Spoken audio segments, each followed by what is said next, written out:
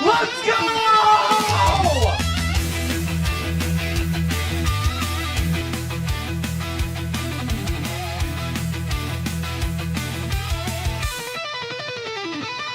This guy's silky.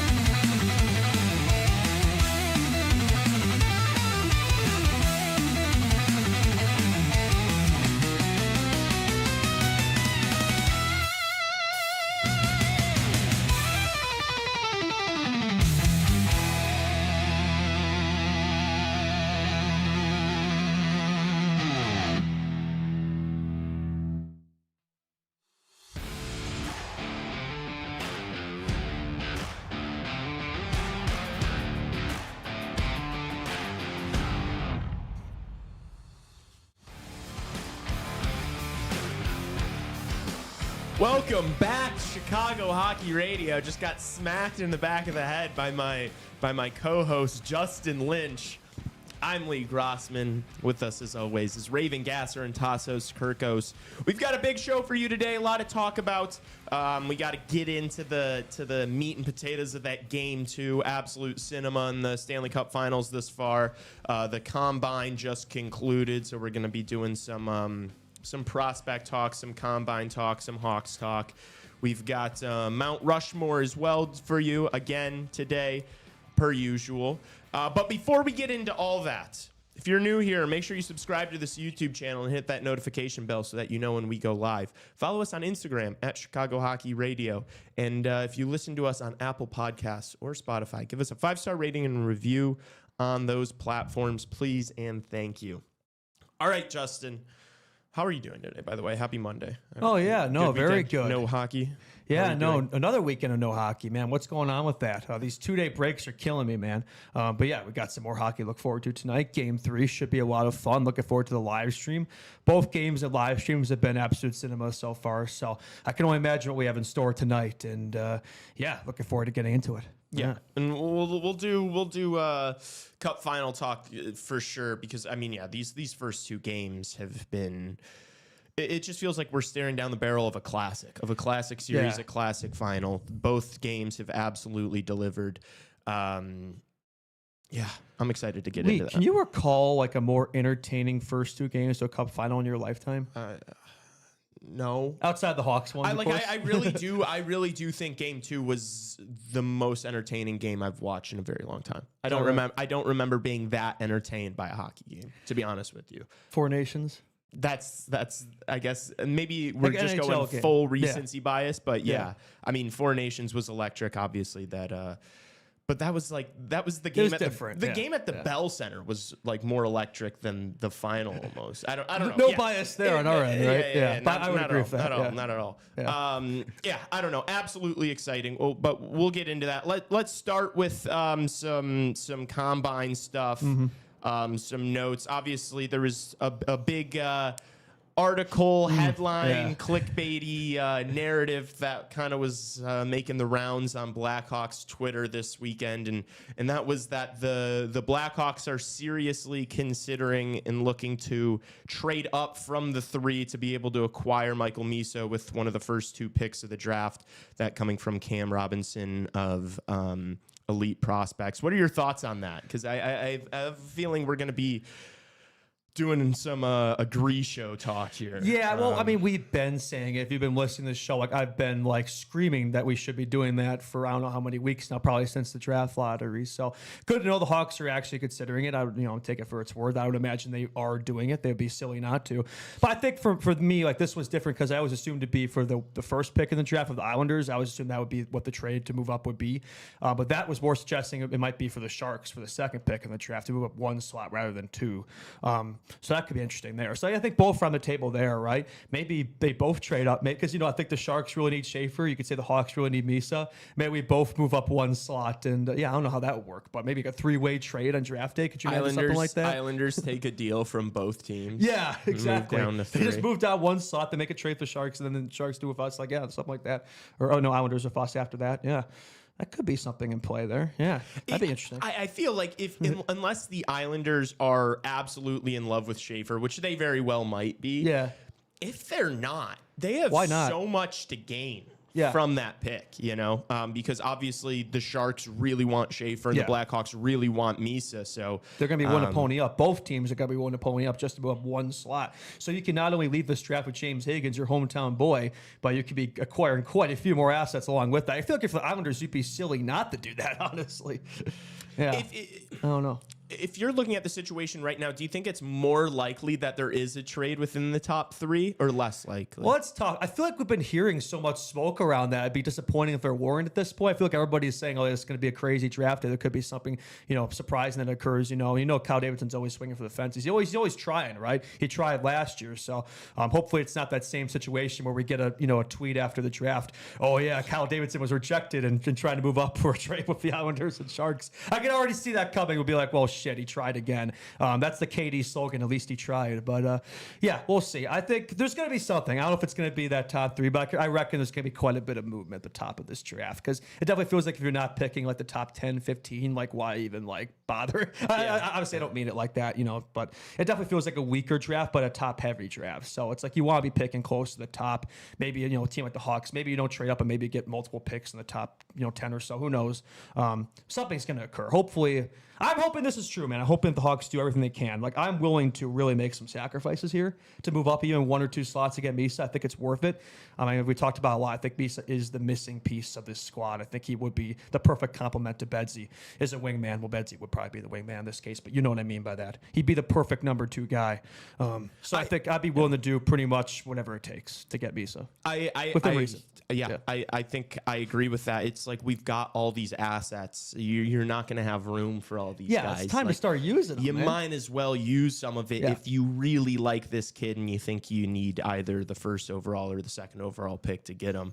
I did see a really funny meme on Twitter, and it was a video of KD celebrating, I think last draft, like one of his guys and like giving him a fist bump, and it was like KD after trading up to take Frundell and Denway at 4 and 5. If that happened, I'd probably just quit the show if that happened. Yeah, those are the 2 guys you want to be circling in on here. But yeah, that'd be the most Kyle Davidson thing ever to like make a move like that to move up, and then he doesn't pick the guy that we assume he would. To pick his type, as we would say, right? So, but yeah, I think at this stage, it's quality over quantity for me. We have such a large quantity, but I think we're lacking maybe a couple of studs. If we can add one, I think Misa is probably the only sure thing there. So it's like I'm willing to sacrifice some of our assets to do that. Maybe we could get at what potential mock trade would look like if either the Islanders or the Sharks or both, like what that could look like.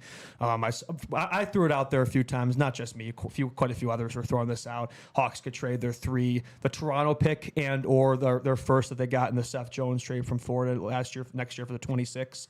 They also have that pretty high second round as a 34. Then they could throw in a couple prospects in there, either a B tier guy. You've got so many defensive prospects that's the thing. We have like 9 or 10 like under 20, under 21, 23 defensemen. So it's like I'm going to say this right now though. If it's a trade the Sharks for the number 2 slot, I can almost guarantee you that Korchinski is going to be involved somehow, because if the Sharks aren't getting Schaefer, they're going to be looking for a high end defenseman, not just like a B tier guy like a Kaiser or Delmas or Allen. Like they're going to want probably that. The package probably starts at Korchinski, which I know some people wouldn't want to hear that, but for me, if it's the 3, 25 and Kevin for Misa, that's 100% worth it. Like that's a sacrifice I'm willing to make. Maybe some people call that an overpay, but you're going to have to overpay. Like just look, if the Sharks or Islanders are going to make a trade with the Hawks for 3, like you're going to have to overpay. Like that's just the way it is. Yeah. There's a reason you don't see trades at the top of the draft very often. So you're going to have to make some sacrifices to get Betsy's guy. So yeah.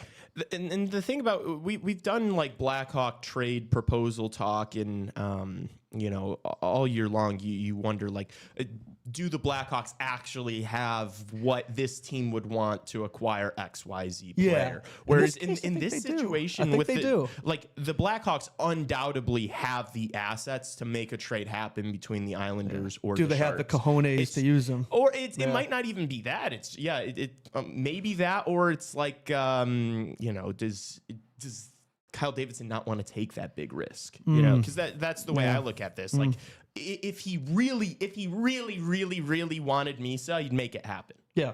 And that's just kind of how I feel about it.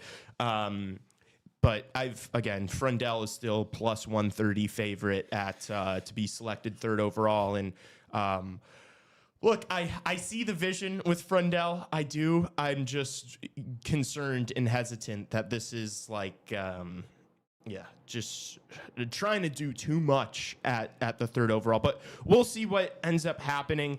Another guy that I think a lot of Blackhawks Twitter and you and I have been pretty high on, Porter Martone had an interview where he said a lot of really nice things about the Blackhawks organization, and that got a lot of Hawks fans excited. He's still plus 600 to get selected third overall. I don't know if the Hawks.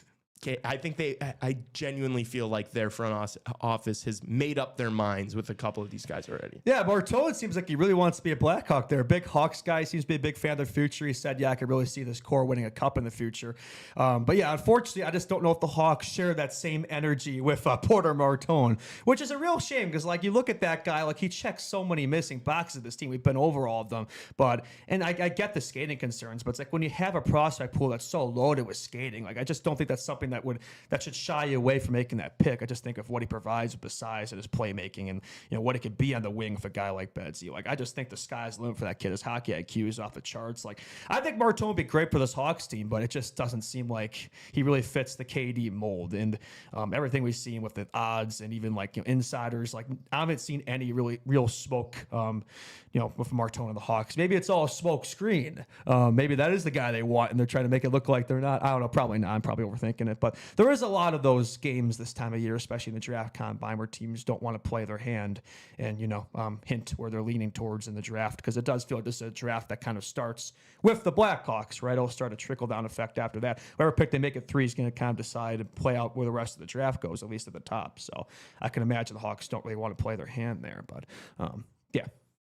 And also something that came out, I believe it was in one of Ben Pope's articles this weekend from Kyle Davidson, saying that they view Connor Bedard as a center and Frank Nazar as a center. Yes. And so that would mean, why not take the winger, the top winger in the draft at 3? Like, I feel like that makes so much sense. Like, why would you take a guy at 3 who's, a center, but it's like you already have your top 2 centers figured out. You could always move him to the wing. Yes, I get that. But I don't know. That doesn't make a whole lot of sense there.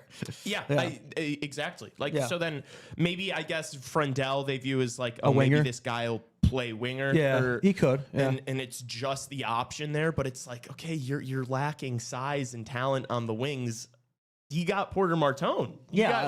That's he'll be there. He'll be available. That's kind of what you need here. But I guess maybe if the skating is so bad, the skating's got to be so bad that he's like, damn, you're not an NHL player. I don't get it, man. Like, the first couple strides, but like, once he gets going, that's the case of a lot of those like 6'4" power forwards. Like, they take a little bit to get up to speed. The acceleration isn't quite there, but the top end is. It's like he's like a NASCAR. Like, once he gets up to speed, he's got decent top end. He doesn't quite get to that top speed like an F1 car or an Indy. Which, but I'm not even. You look at the top of this draft though.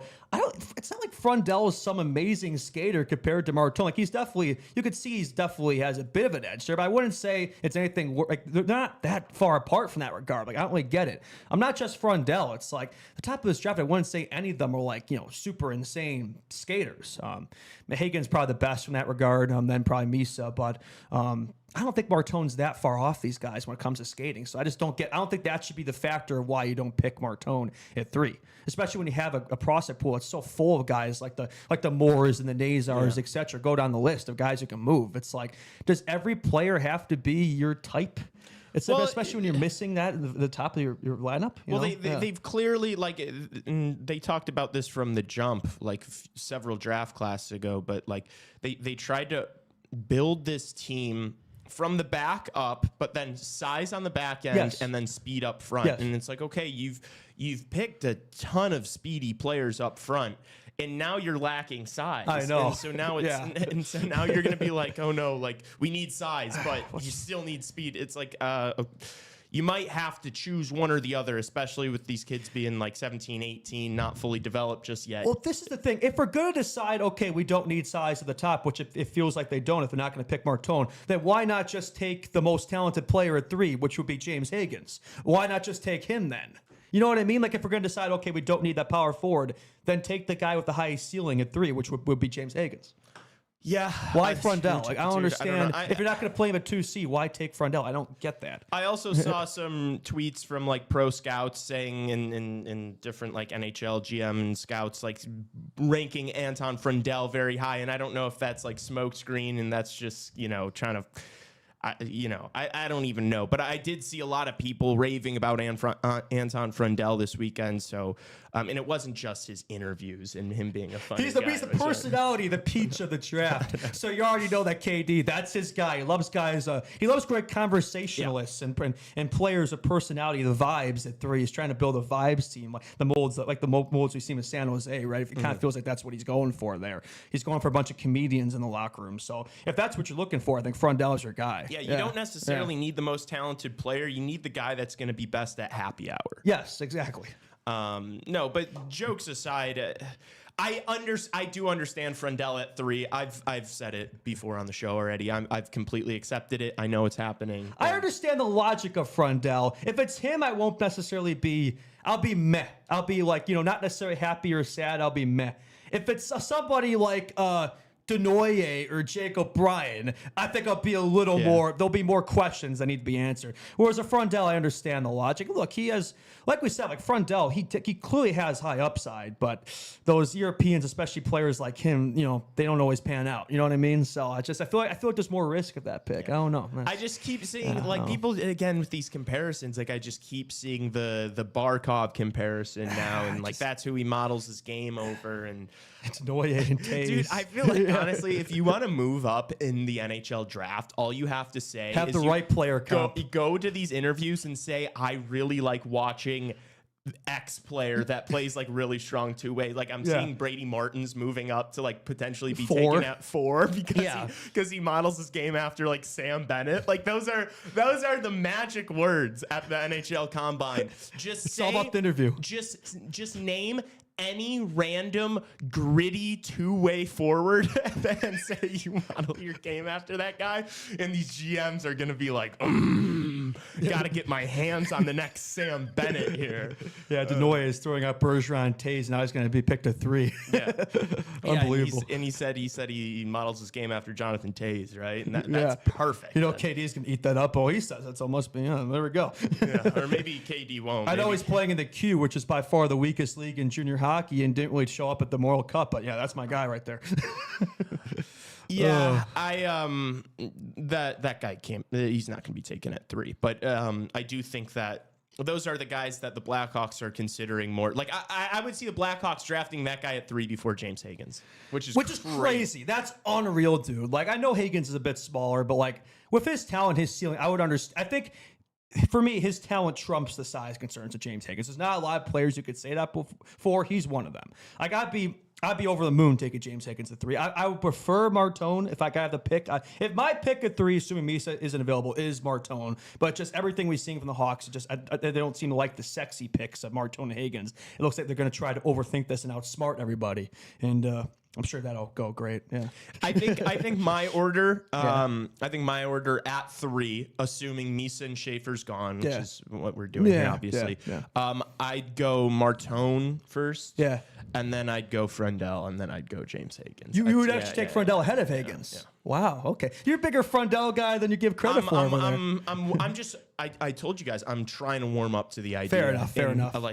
You're preparing yourself for disappointment, so you won't be disappointed. Every little tweet I see, it just feels completely inevitable to me. What if that's what they want you to think, man? I hope so. What if he has some master plan or some trick up his sleeve that just nobody sees coming? Look, I think we should be trading up. Yes. I think you've got so many draft picks. You've got so many young prospects. I think you should not be going into these drafts here and just like standing I don't want to pick scared with a 3rd pick in the draft. Yeah. Like, come on, dude. Like, I care more about ceiling than floor. And that goes back to the Charlie Romeliotis discussion. Yeah. I hate that we're overvaluing a player's floor at the 3rd overall pick in the draft. Yeah, like they're acting like they're picking it like, I don't know, 10 or something, not 3. This is where you potentially draft a generational superstar, not talk about, this guy's floor is really high. Like, he's at least going to be be a solid middle six guy. What? The guy you're picking at number 3, you're assuming this is going to be the number 2 guy in the forecourt behind Bedsy, ahead of Frank Nazar, right?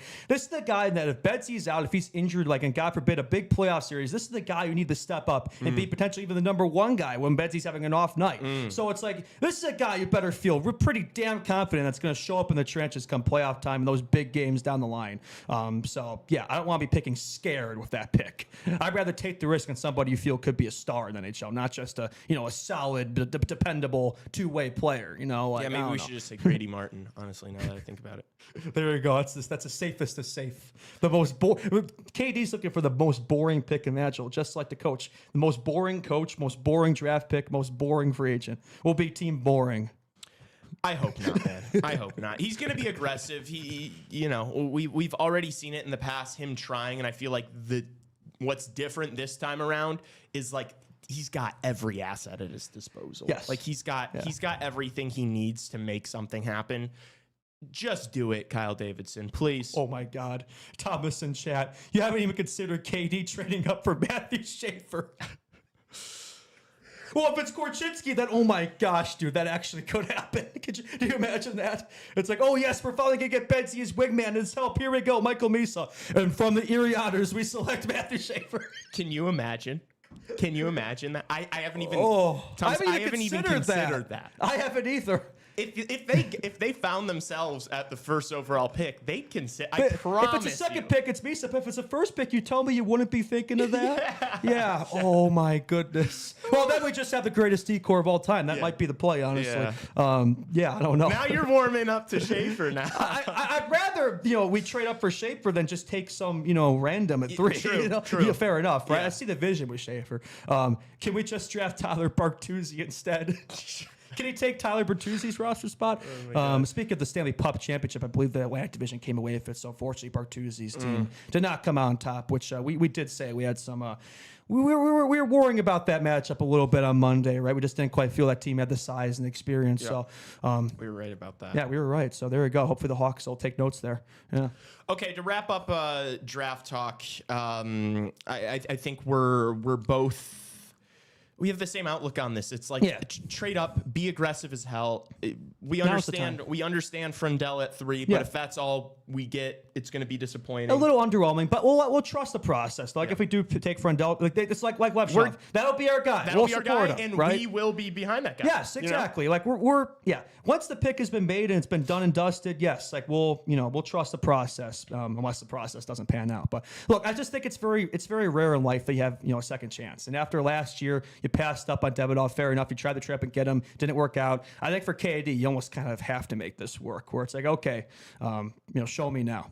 Yeah, and especially like he needs something that's going to get the fan base excited. I know people like to act like that isn't worth anything. No. Like if you're halfway through a season and it's going super poorly and the fans have nothing to be happy about, that's where all this negative energy just bleeds into the room, bleeds into the organization, and that's how a general manager gets fired. And I'm going to say something else, Lee, and I think you would love this. If we decide to be aggressive in the draft, and get Michael Misa, then I don't really think we have to be super aggressive in free agency. I'm not really. I don't think we're going to need to pay $14 million, $13 million for Mitch Marner if we go out and get Michael Misa. Could probably slide him right away and be an effective player in the NHL, which is probably the one guy in the draft you could say that for. Maybe Schaefer, I don't know. But I think Misa's a guy, he could be in the Calder conversation next year. He's the one guy I probably don't have to wait for. So, if KD decides to be aggressive in the draft and get Misa, I don't really, free agencies, it's less of a concern for me. Yeah, Chad, I would also, before that was a great point you just made, Chad. I would love to get your guys' thoughts on that. Are you less worried about free agency this summer if Kyle Davidson trades up and acquires Michael Misa and number 1 or number 2 overall? Let us know in chat. I just think we do need some immediate help in this roster. Like, don't get me wrong. I love the team we saw at the end of the last season with the March, April, the youth movement Blackhawks. But, probably not every player is going to start the year up on the roster. Some guys might be in Rockford, etc. I do think we need to do something. We need to have somebody come in, who's going to make an immediate impact here and help move this thing along. So whether it's Misa or whoever we get in free agency, if they decide to be passive, and take the safe pick at 3, then you probably do have to be more aggressive in free agency. And which I don't think you love that either. I'm just concerned about bringing in a free agent, a big name free agent, during this current window, just because the timing's a little off. you have to overpay people to get them here. And I know we're not supposed to be worrying about money right now, but Thomas, good point. Even more important, if we get Misa, we don't need the tank for McKenna. I mean, I don't think we necessarily need the tank for McKenna even if we don't get Misa, but I do think, it's more alluring if we don't, if that makes sense. Where it's like, if we get Misa, that's Betsy's guy. I don't think we have to be, worrying about getting McKenna next year, if that makes sense. Yeah. Which I probably wouldn't be anyway, but yeah, fair enough. Yeah. Okay, before we get into some miscellaneous NHL news, I just want to let everyone know that this is a very special day in history. Something special happened on this day in 2010. Do you know what that was? It was... Oh, I've seen the post. Yeah, Patrick Kane's 2010 Game 6 overtime winner against Philly to break the 49-year cup drought did happen on this day 15 years ago. That is just saying that a decade and a half ago. Like, I remember as a kid, like, I was like upstairs. Like, that was probably like the first... I just kind of just started getting into hockey around this time. Like, this, you were like 7 then. I was 7. Like, I just started playing. Like, that was really the moment that made me a fan for life. Like, a true hockey fan. Ever since that goal, it's been my life. It's been hockey. Mm-hmm. So I thank Patrick Kane Showtime for giving us Hawks fans that moment. He really made our childhood, and can't say enough good things. Even just thinking about that, I'm getting a little emotional, man. Those were good times. We wouldn't be doing this if it weren't for if that didn't happen. We wouldn't be here right now. Yeah. I probably wouldn't be as big of a Hawks fan. Hockey may not have been the main sport I played as a kid. Like, I don't know. Now I'm trying to make a career in the hockey space. Yeah. So thank you, Showtime. Yeah. Shout out to Showtime. Yeah. And shout out to Spencer Carberry for winning the Jack Adams Trophy for Coach of the Year. I did pull up the finished voting here. I don't think we're too surprised that Carberry won after that season that Washington had. I remember, like, we were talking on the show previewing the season. I don't think either of us really saw Washington as a serious threat this season. They had the second best regular season record. Bit of an early playoff exit, but that was kind of to be expected. Playing a team like the Hurricanes who kind of been there, done that this time of year. So, but no, I mean, obviously Ovi breaking the goal record and just all the storylines and vibes on the Washington team. It was a hell of a season. 50 plus wins, 110 plus points. I mean, definitely exceeded everybody's expectations. So, not really surprised. Yeah, it really was like a ragtag team of misfits, honestly, that he turned into, President's Trophy. Pretty stunned with a guy like Dylan Strome. Yeah. It's been truly phenomenal. And honestly, like, I know they lost kind of convincingly in the second round of the playoffs. I almost think that gives a better argument for him winning this trophy, because it's like we knew took that team farther than they should have. Yes, they should have even been that far. You look at that roster and like the current ages of all those guys and the way it's constructed. Don't get me wrong, it's not a terrible team by any means, but like they overachieved this season, and I think so much of that has to go to Carberry's credit. Yeah, I think the question is, like, how much they come back down to earth next season. You know what I mean? Yeah. Like, what is the true kind of point range that this team should be playing at? I think it's fair to say Carberry has gotten at least probably, 10 plus, 20 plus points more than the team probably should have. What sounds like a lot, but I mean, look at that roster. Like, even we kept saying it, like, how is this team as good as they are? How have they made it this far? He really got the best of a lot of guys. Like the guys like the Dubois who've kind of had, up and down careers. Like, nobody really, there was no pastors on that squad. McMichael had a pretty solid breakout season as well. You look at pretty much anybody in that team and they overperformed. So that a lot of that's a credit to Carberry's system. Everybody seems to love him there. And that Washington team, like, you look at kind of the social media stuff, that seems to be a team that really vibes together. Damn it, the Sharks really got this. The Sharks really got me focusing on vibes now. What's happening to the league, man? I know, it's all about vibes. But the Capitals are definitely a strong vibes team. So I think a lot of that's a credit to Carberry. It seems like that's a team that just really gets along and has that synergy, that chemistry. You know what I mean? Yeah, I agree. And it'll be really interesting to see what they do this coming year. Yeah, no, very curious to see what off-season plan. Now that Leonard's rookie year, and now that the Ovi goal chase is over, this is going to be his final season. Yeah, they're going to want they're going to have a good season next year, because that was Ovechkin's last year. You want to see him have one more playoff run and hopefully get, maybe close to 950 or something. I don't know. That'd be like 50 plus goals. That's going to happen, but you never know. Never question Ovechkin, right?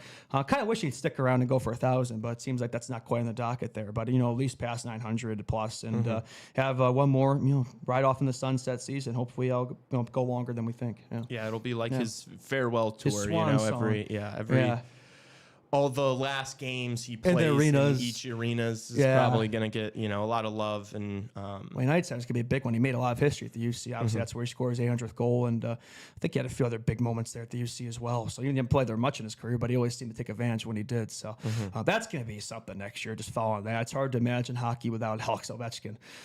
yeah, it's scary. That's And a now scary it's now that next year's going to be his last year. Like, how much longer does a guy like Crosby play? It's kind of hard to imagine a league where Crosby and Ovechkin aren't together, Yeah. And Kaner too. I think Kaner strikes these guys going to go for a while. Yeah. And I think Crosby the could same too. with Crosby. Yeah, I feel like Crosby, Crosby's he going hasn't to shown be any like a signs of longevity. slowing down or anything. Yeah, so. yeah, he still looks really good, and he is a little younger than Ovechkin. So. He is. I always love those three together. Sid, Ovi, and Crosby. Like Sid, Ovi, and Crosby. Sid, Ovi, and Kaner. Jeez, I know what you those are your three. I'd say of the 20, late 2000s, 2010s. The big three. The big three. Yeah. And then Scott Arniel for the Winnipeg Jets was like, he was the only guy that was kind of close. He came in second in voting, and then Martin St. Louis of the Montreal Canadiens in third. And both those guys deservedly Not should be. surprised. In, I mean, those Arniel, the conversations. Jets were, I think, similar to the Capitals, overachieved. I mean, I don't think many people had them as a President's Trophy pick before the season, and like the Capitals, an early playoff exit. But again, I think that team kind of overachieved. The same situation, so I don't really look at that as a failure per se. I mean, that Stars team was just better, plain and simple. So similar to the Canes. So St. Louis, like outside of Habs land, I don't think a lot of people thought that team was going to be making the playoffs. Yeah, a lot of this people year. were questioning that pick, but it's like, dude, did you have the Montreal Canadiens in the playoffs this year? Yeah. So there we go. Yeah, I think it was a fair pick. And no real argument there for me for that. Yeah, for either of those I think guys. that all three of those are probably the top three I would have expected. Yeah. Jim Montgomery, Dean Evanson both got some votes, but not nearly as much as those other Yeah, three. Montgomery, the Blues had that crazy win streak late in the season. I mean, for most of the season, they were out of a playoff spot. I mean, even close to last place. So the fact they kind of made that jump, mid-season, I'd say like three-quarter mark and really pushed the playoffs and nearly upset the Jets, man, the first round too. That was a close series. So just a turnaround. You had that Blues team after obviously getting canned by Boston. Understood. Yeah, no argument there. Okay. Sorensen was clearly robbed. I think we can all agree on that, right? You thought Anders Sorensen should have won? He didn't get a vote, did he? No. Maybe he got the 10th place No, vote. Anders Sorensen did not get a vote. I don't even think Paul Maurice got a vote. So Wait, Maurice didn't get a vote? No. Okay. What? no.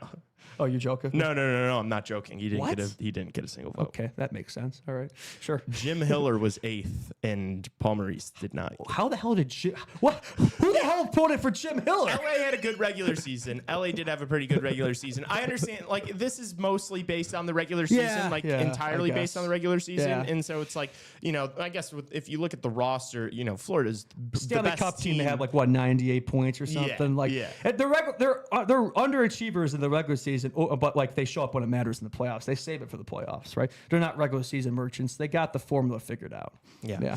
This is a weird one right here. Yeah, This and next then, one. Yeah, the Toronto Maple Leafs hired Derek Lalonde as an assistant coach. That's a bold strategy, Con. We'll see if that pans out there. Yeah, I think the missing piece of that Leaf squad these last few playoff runs, they really could use a guy like Derek Lalonde. I mean, look at what he did with the Detroit Red Wings, and I think Patrick Kane had like 15 points in 30 games under him when he was fired, and then he was over a point per game under McClellan the rest of the year. So that Red Wings team was they were asked under Lalonde last year, and they had some progress when he was fired, but not enough, obviously. Bit of a bump, but yeah, Derek Lalonde, interesting pick for assistant coach. Maybe an assistant role would be better, but obviously head coach of Detroit wasn't a bit out of his element there, but we'll see what he can do in an assistant role. It's an interesting hire. Definitely not, I'd say, one of the main guys they would have thought about for that role, but maybe it could help the offense a bit. Yeah, I just feel like there's so much going on in Leafland that there's so much stuff we're anticipating and waiting to see what happens, with trades or contracts being signed or contracts not being signed. Yeah. That here's an assistant coach hire. It's a bit like, okay. It's Derek Lalonde of all people. Interesting one. I mean, we'll see. I mean, I think there's probably, like you said, there's so much speculation around that Leafs team right now. It's not really, I don't think much people really thinking much about this hire. Obviously Marner and because it's like, what's the personnel going to be on the team next year? Yeah, we don't. Yeah, there's a lot of question marks around that Leafs team right now. What it's going to look like, what members of that core four are still there, who isn't, and what the Nias contract looks like, and and until we know what that roster is going to look like, it's hard to say what the impact of guys like this are going to have. You want to do a little ECHL Yes, the ECHL AHL. championship has been decided. The Lions, the Trois-Rivières Lions, I hope I pronounced that right, won the ECHL Kelly Cup championship. Unfortunately, our Kalamazoo Wings came up short this year. I think they had a kind of like around 500 season. Indy Fuel, I couldn't tell you what they did, but Love our K-Wings. yeah, I just thought we'd get a mention there, give some love to some of these other leagues, and I'm sure Holt in the chat would appreciate that. Big ECHL guy. So yeah, shout out to the Lions. Hell of a season there. Yeah. And then we got the Abbotsford Canucks facing off against the Charlotte Checkers in the AHL. Charlotte Calder Checkers Cup are final. the Panthers affiliate. That's funny. They're both in the championship there.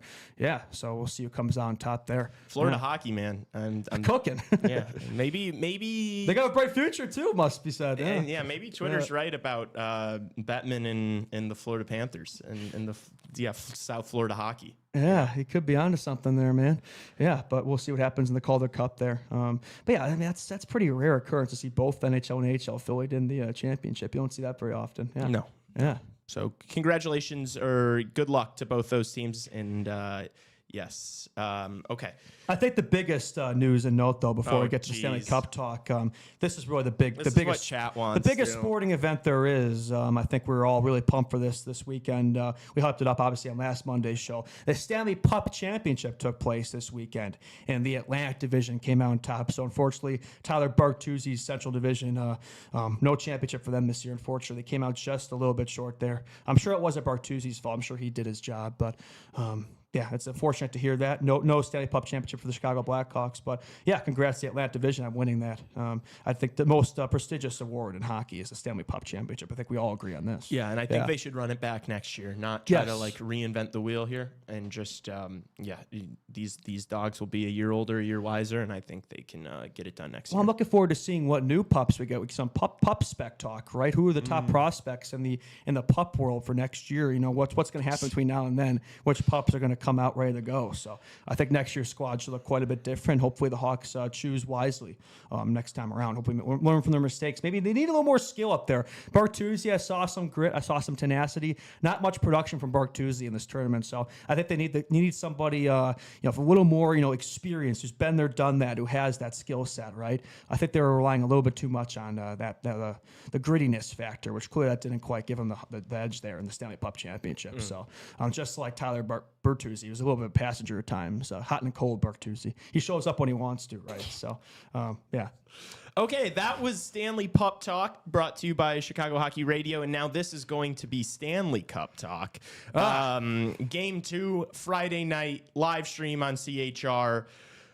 Was absolutely cinematic. I posted the clip of us just freaking out over that Marchand goal. This series has been so good. It's delivered so far. Both games have gone to overtime. I mean, we've played damn near 9 periods of hockey through 2 games. I think your math is correct there. Yeah, wait, see, 3 + 2, 5, 8. Yeah, 9. Yeah, you're right. Wow, Lee Grossman, the mathematician here. Impressive. Well done. So we've basically had 3 games of hockey in 2. Mm-hmm. Wow. And they've absolutely delivered. Yeah. And a narrative that I've been hearing over the past day or two is I really felt like Edmonton was the better team in game 1. I thought Edmonton was the better team in game 1. The way they played that third period was absolutely dominant. I thought they were the better team in overtime too. They won. I thought Florida was the better team in game 2. And I've seen a lot of people say, oh, it's been all Edmonton here, and Florida's should be really happy with having a split, because I'm not buying that. I thought Florida was the better team in game 2, and I thought they deserved to win. I thought they had the better chances in overtime as well. I thought it was a deserved win. I think that these teams are so incredibly evenly matched, and I don't know. We've talked about the home ice versus not home ice advantage, and I just see these teams banging it out and just trading every other game because they're so close together. Justin, I'd probably meet in the middle on that one. I wouldn't say the Panthers are outplayed game 2. I think that's a little wild, but I think it was a pretty evenly played game. I feel like it could have gone either way. I mean, the fact that it went to literally double overtime would suggest that fact. Maybe a slight edge of the Panthers because they came out on top, but game 1 they're definitely outplayed. But game 2 looked a lot better. That looked like the Florida Panthers in game 2, but. The fact that both games have gone to overtime, like we previewed this going into the series. We knew it was going to be close. We knew there was going to be a lot of swings both ways, and there clearly have been. Really, for no one period of time, you could say one team looks considerably better than the other. Just two teams I think that we've both been saying kind of both deserve to win. It's kind of a shame only one can come on top this year. But yeah, I think the way that these first two games have looked suggests that we're in for a long series. Hopefully 7 games. That would be nice. But yeah, I think Florida needed that though. I think to get a split on the road, and I think they're 9-3 in the road in these playoffs now, which is just a crazy stat. Oilers only the third game they've lost in like their past 16 or something, which is even more crazy. I think Panthers need a split. They have it 1-1 going back to Sunrise is huge, and because imagine if the Oilers could come out top there and make it 2-0, you could really put the pressure on. So I think it's a success for the Cats to come away with that one. Yeah, and I think what's been making these games so good, I know it's only been 2 and it's a little premature, but like we've got all the big players showing up. It's like there aren't any narratives right now of like, oh, this guy's just not really going like the, so everybody's kind of doing like their job out there. Everybody's firing. Yeah. The only like I guess guy or line maybe you take a look at and say you maybe expect more out of is Sasha Barkov in that first line. I think they need more out of those guys. Yeah. I think Reinhardt's playing injured. We saw them make the swap from Rodriguez on that line to Verhaeghe midway through game 2 there. I like that. I think that I would imagine they're going to keep... Swaggies look good. I would imagine they're going to keep that line of Verhaeghe, Reinhardt, and Barkov. I think that could get them going. Yeah. But yeah, maybe Reinhardt's injured, but I think Barkov is yet to really make his imprint on this series, and I think he's due. I think he's going to. I don't think we're going to get inevitable. through. Sasha Barkov is inevitable. He's going to have his moment. Yeah, he's going to get his cookies. And it kind of felt like, the first game, their second line was kind of the most dominant. And then this game, too, it was the third line was probably the most, line, I would say. And so now it's, now it's going to be the first line because they do tend to trade off. That's the nice thing with this Panthers team, just the depth they have. It's like not all their top guns have to be going every night, right? If Tkachuk's having an off night, Barkey's going to step up. If Marchand's having an off night, Verhaeghe's going to step up. Like, you know what I mean? There's always guys who can kind of fill in on any given night. So I feel like they always got energy. They could kind of split those 3 lines of ice time there. They don't have to rely on really any given line. So I think that's just an asset they have that the Oilers don't quite. I know the depth is definitely better of this Oilers team compared to past ones, but they are a team that kind of Rick Tri have to show up. They have to. Yeah. And they have been, and I think they're going to continue to. Yeah. I mean, that dude, Barkov's was a -3 on Friday night, and it's like it's not like he's playing badly. No, he's just matched up against the top line hockey. Yeah, exactly. And like also on the penalty kill, like that play McDavid made on that Draisaitl goal on the power play. That was one of the assists of all time. That was so incredible. Nasty. And you saw the clip afterwards of like the media asked Connor McDavid, like, oh, if there's a kid watching that, what should he and Draisaitl was like, you can't learn that. Like, that's not. Draisaitl interviews are the best, man. He's definitely a guy who's very blunt and to the point. He definitely fits kind of that German mold. Like nah, you can't teach this kid. You want to be him, you're not going to be him. There's only one McDavid. You want to grow up to become McDavid? No, you're not that guy, pal. Yeah.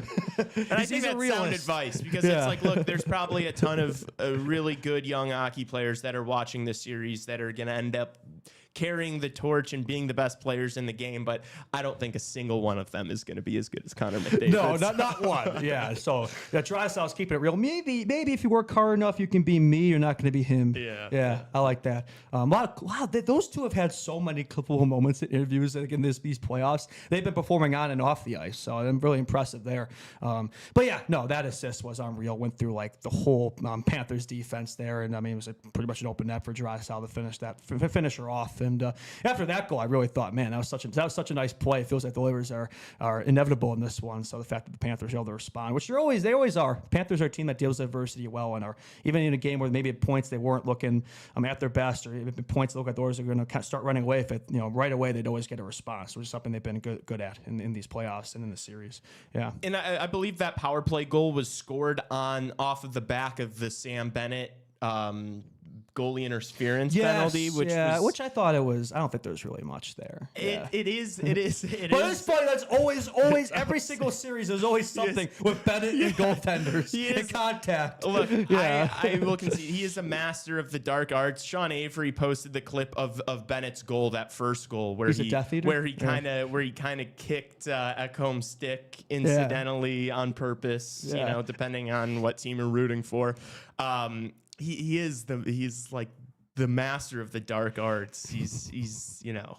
Father Cadaver. Yeah, he knows how to kind of position himself in the crease out there, where like, he's not deliberately per se making contact, but like he knows exactly kind of what he needs to do in order to get in these guys' faces and under their skin. So that's why a guy like that, especially in this type of playoff series, is just so useful, so versatile. And he's been producing too. I don't think there's a player in this series that has more goals than Sam Ben. He has 3. Like, he's looked good too. He's not just. That's the thing, man. When you're an agitator who can also produce. Holy, that's an asset come playoff time, man. And it's not even like it's like Shawsy it's not on like steroids. He's just scoring like greasy goals. Like when he gets Nice the puck goals. on his stick, Yeah. he's been the most exciting player for Florida. Yeah, like he he's can make been plays. driving play Yeah. through the neutral zone. Yeah. He's been getting into the zone, and he has been absolutely fantastic. He's been the best skater for me for Florida, in my opinion. He's like a 90s power forward in the modern game. He's a very old school hockey player, which is I think that's a reason why he plays so well this time of year. He always seems to have an extra gear in the playoffs. Yeah. And you know, Matthew Tkachuk, we've mentioned numerous times, likely playing through injury, but he's been good, though. He's Yeah, still he's doing been the same effective. stuff. You saw in the Kulikov goal. I mean, that screen for Matthew Tkachuk was massive, and how it kind went of created in, that goal. Yeah. So he's still producing, even though he's clearly playing hurt. I mean, he's barely moving out there. But I mean, I think an injured Matthew Tkachuk is still a valuable asset to your squad. So some people critiquing him, but no, I think he's kind of doing the best he can given the situation. Yeah. I'd be very curious to hear exactly what he's been playing through these whole playoffs, because some guys you can kind of question that. With him, no, it's pretty obvious that there's something going on. because there. he's done it before. Yeah. He's done it before. Yeah, he does it you know, every year. He did it last year too. He's played through. Well, 23. he won last year, but then the year before, before that, he sorry. was Yeah. like a corpse. That they were just like, you know. So we know he's capable and willing to do that. One guy I do want to give some flowers to and shed some light on that. I mean, we were glazing during the streams, but Nate Schmidt has Where been did this guy come from? absolutely electric. He's got 4 points through 2 games in the Stanley Cup final. Unreal. Just trailing Connor McDavid for points in the series. I mean, this guy looks so good when he gets in the offensive zone. When he's got the puck on his stick, he's making some incredible passes. And it's like, dude, this guy is stepping up. Like this was like their third pairing guy that it was almost like they lost Ekman Larson last year, and this guy comes into the fold. And he's obviously more of an offensive guy, but it's just like, let's hope this guy doesn't hurt us. He's not just not hurting this Florida Panthers team. He's killing this Edmonton Oilers. That's a funny thing. Like going into these playoffs, you probably would have said, well, you may have pointed at him as being your weakest D-man, and he's arguably been their best defenseman. Well, he has been their best defenseman in these finals. Unreal's look like PK88 out there. He's basically big assists. He's pretty much every Bennett goal has come from him.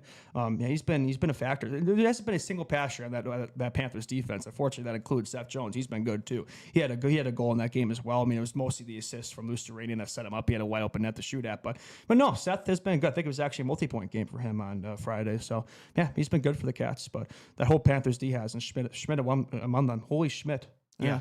He's just He's just quick enough to get out of trouble in his own zone, and then he's a really good passer of the puck. Like he's got great vision. He can make these passes like from any of the zones. Yeah, he's great vision, man. And yeah, he's been absolutely electric for this Florida team. And honestly, like I think Florida should start rolling out that second power play unit first. They kind of look better, to be honest. They're the ones who've scored the goals in the past couple games. Like they've had the success.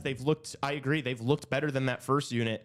I'd be super okay with them starting with that second. Well, you mentioned the power play, and I think for both teams that was a big factor in that Friday game. I mean, between both of them, there were 10 power plays in that game.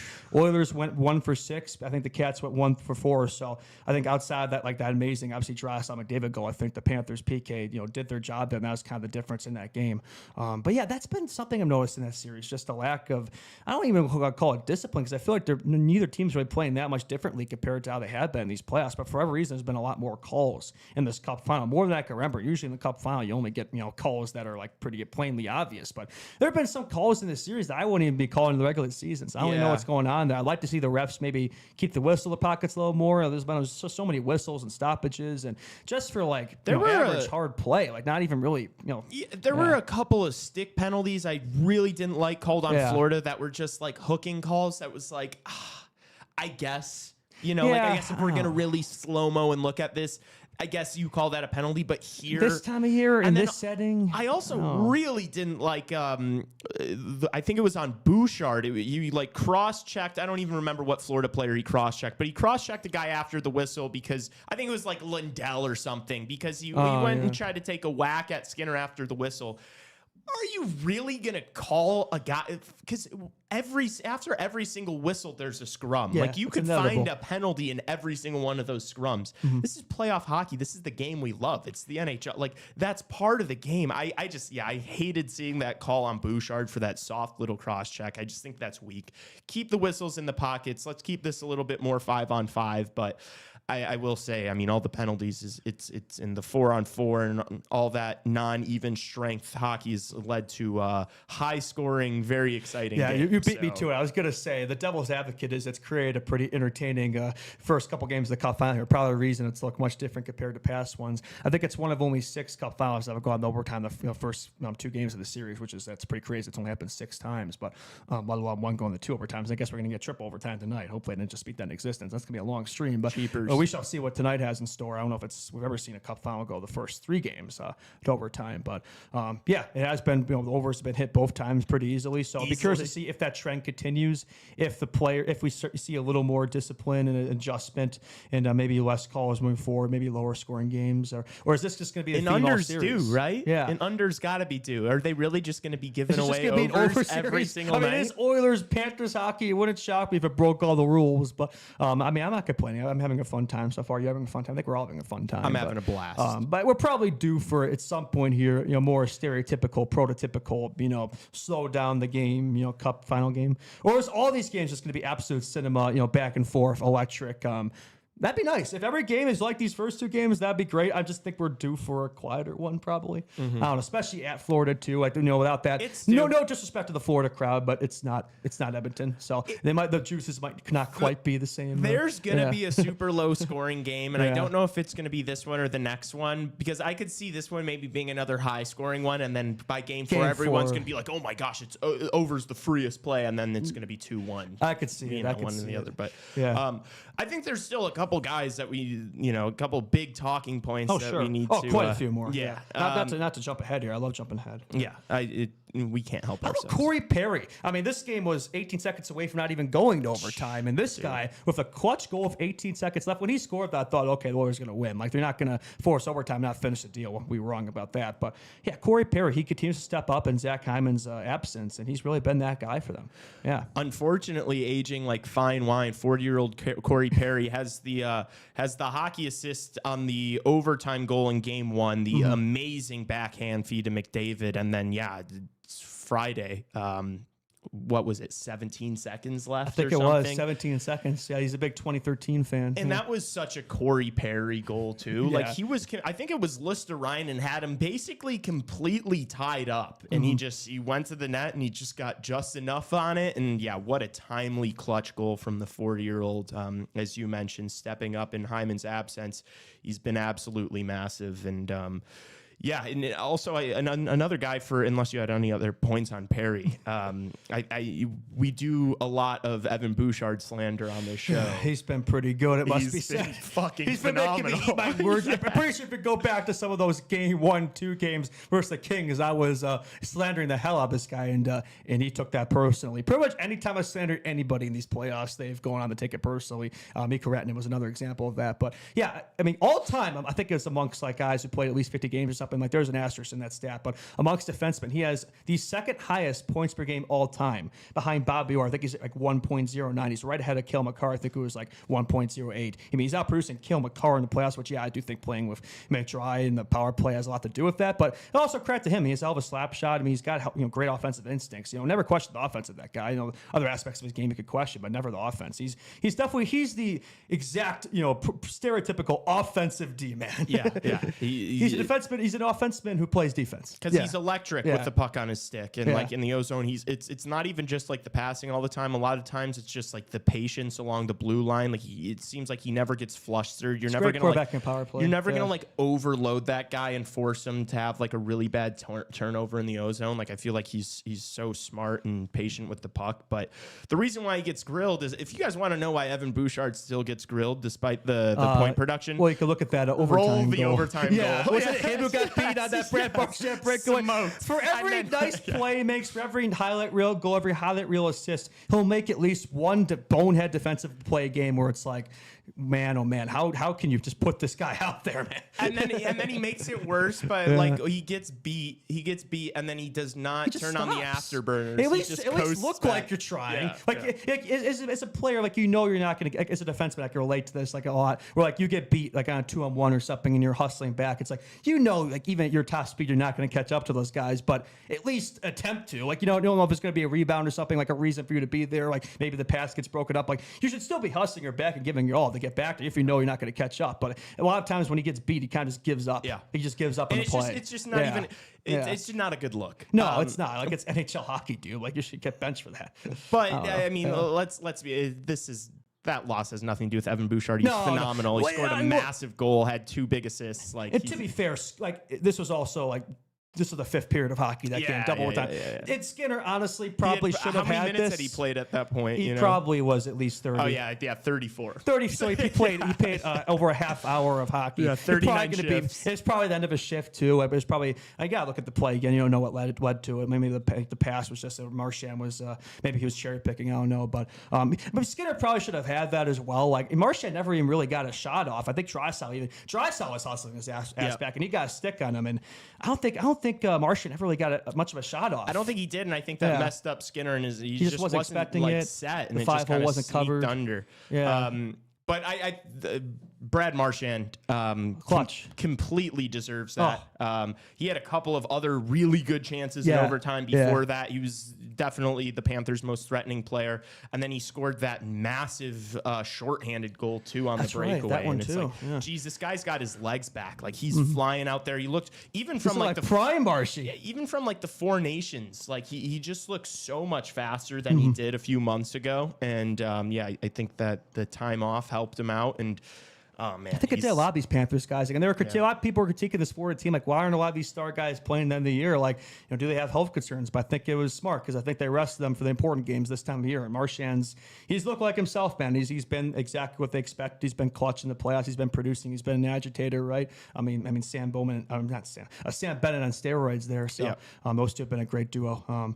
Not surprising there. I think his 7th goal of the playoffs or something, might be more than that actually. He's been great. One of their top producers, especially in the big moments. And I think like you, I went back and rewatched that live stream and our reaction to that Marchand goal in double overtime. Hilarious, we were both fired up for that one. It just goes to show how far he's come, because like I used to hate this guy's guts when he was placing the Hawks, especially in the 2013 finals. Like that was probably my least favorite player on the Bruins, and I feel like ever since he's left, he's just embraced that Florida atmosphere, and he's been like just super likable guy. Maybe he always has been. Maybe it's just the Bruins effect. When somebody plays the Bruins, you just don't like him. I don't know. Friedman was talking about that on 32 Thoughts yesterday, just about the crazy change going from like the full heel now to like the hero that everybody is like, oh, it's Brad Marchand. Like we love this guy. Yeah, exactly. I'm the same way. I've hated Brad Marchand forever. Yeah. Since I was like a little kid. And now we're cheering for this guy, like scoring overtime winners in the Cup final. Like, where did this come from? Hockey. That's hockey for you. I think for a guy like that, he's come up short. So I know he did win in 2011. That was like the first like full season of his career. He won the Cup that year, but it's like he's had a lot of losses in the playoffs since then. I think a guy like that's pretty motivated to get that second Cup, you would think. Yeah.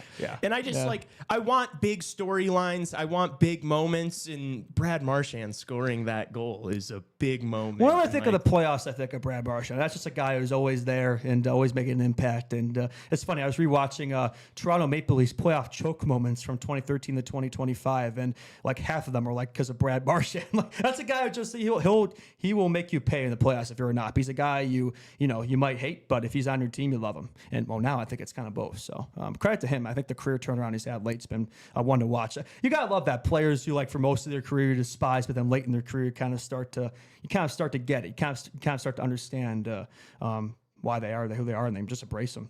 Yeah. And then as far as, the Panthers bringing in Marchand at the deadline, he scores 2 big goals on Friday. They also brought in your GOAT, your favorite player of all time. He needs no introduction, Mr. Seth Jones. Oh, God. He scored a big goal. He had an assist as well, clocking in the most time for the Florida Panthers. He had 47 shifts and played 34 minutes and 35 seconds in game 2. So he played the most of anybody, I think. Yeah. Which that shouldn't really shock. No. Connor McDavid played the most time. Connor McDavid And played he's a 35 forward. minutes. That's insane. He's Connor McDavid, to be fair. So, My dad texted me that after the game Friday night, and he thought that, you look at the numbers here. McDavid, 35 minutes. Draisaitl played almost 33 minutes, and Bouchard played, 34 and a half.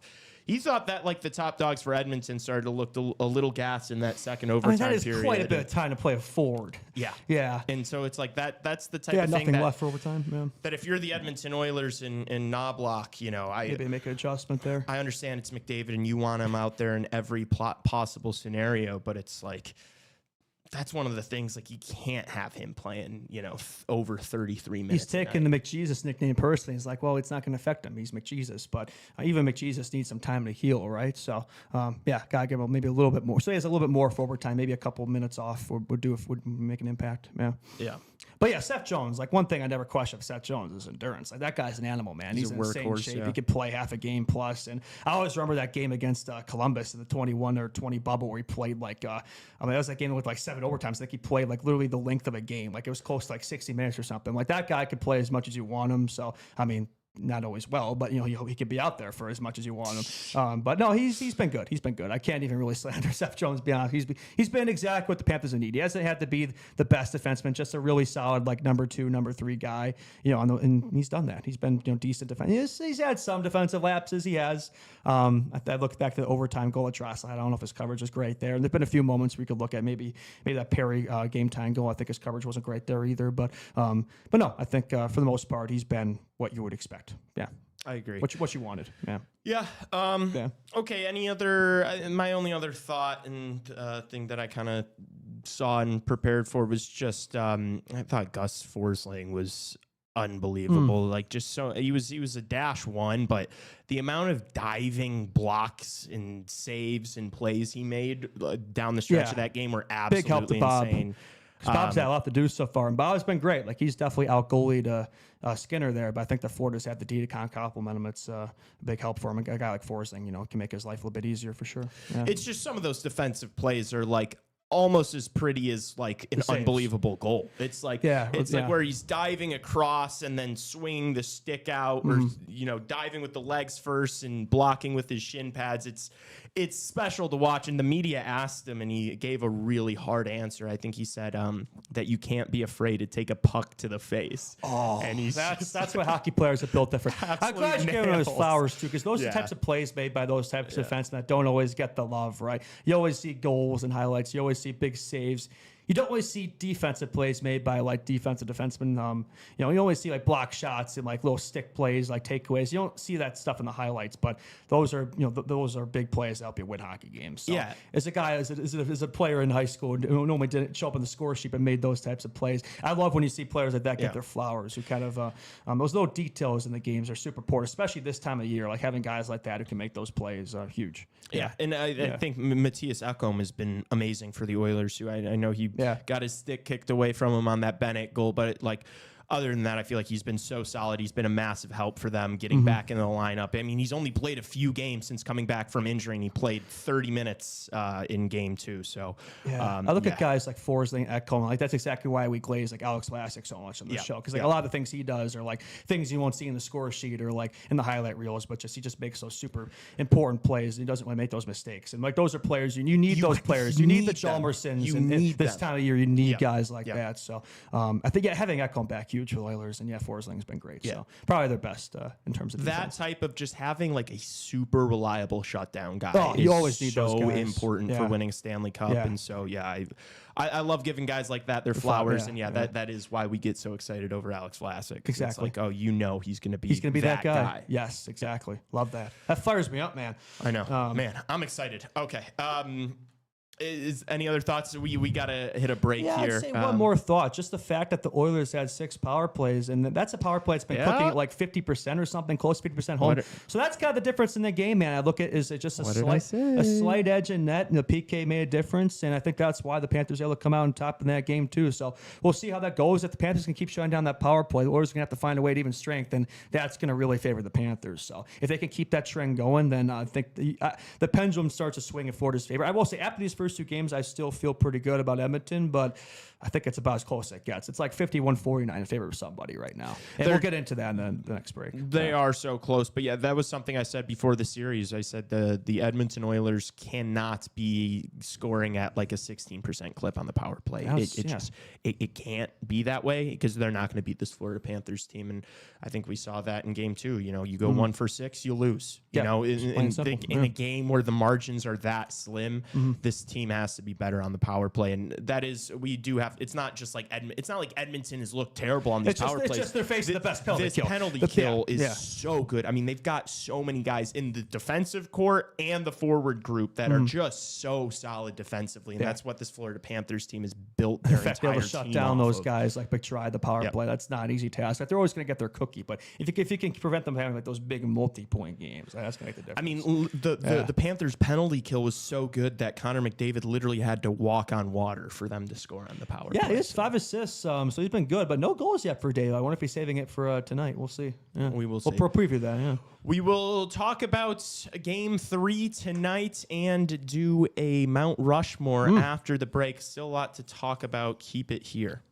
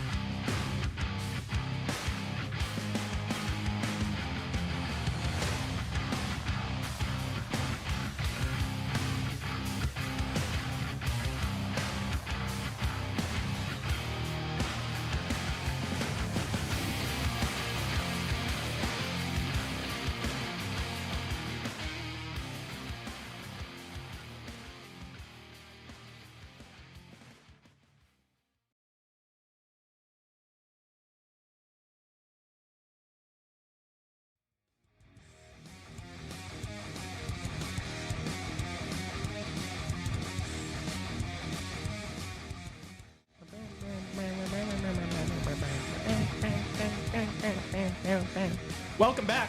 Welcome back. Welcome back. Welcome back. Chicago Hockey Radio.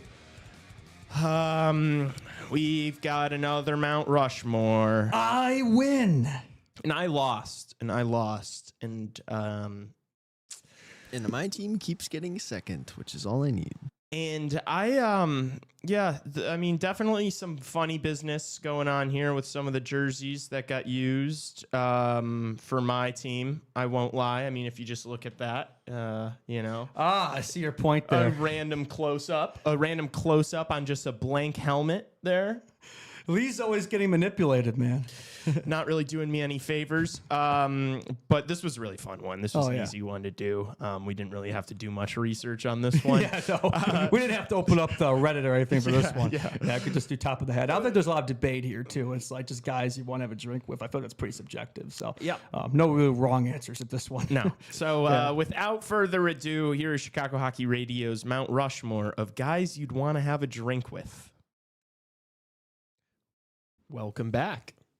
All right, folks, a fun one on deck here for you. It is the Mount Rushmore, brought to you by Chicago Hockey Radio, of guys you'd want to have a drink with. Hell yeah. I'm kicking my feet under the table because I'm so excited. I'm so excited to drink with these guys. I'm practically shaking. I've already drank, unfortunately, but yes. Oh, what an elite idea. Hell yeah. Who's got 1-1? You. Oh.